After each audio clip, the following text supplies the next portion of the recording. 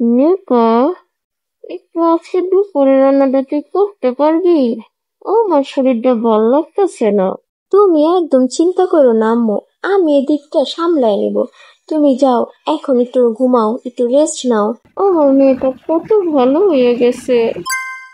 আম্মু, চাল কোথায় রাখছো? রান্নাঘরেই দেখ, তাকের উপরেই আছে। ও আচ্ছা। আচ্ছা শোনো, তুমি কিন্তু একটু ঘুমানোর ট্রাই করো, একদম উঠবা না। তুমি রেস্ট নিতে থাকো, চোখ বন্ধ করো, আমি দরজাটা বন্ধ করে তারপরে চলে যেতেছি। মা, চালের পট কোথায়? ওই টিপার ভিতরেই আছে দেখ। আম্মু, চাল কয় পট নিব? 2 পট ডিশ। মা, পট কি উঁচু করে নিব নাকি একদম প্লেন? একদম প্লেন করে দে। মা, চাল কিন্তু 10 বার ধুইলাম, হবে তো? মা, কতটুকু পানি দিব চালে?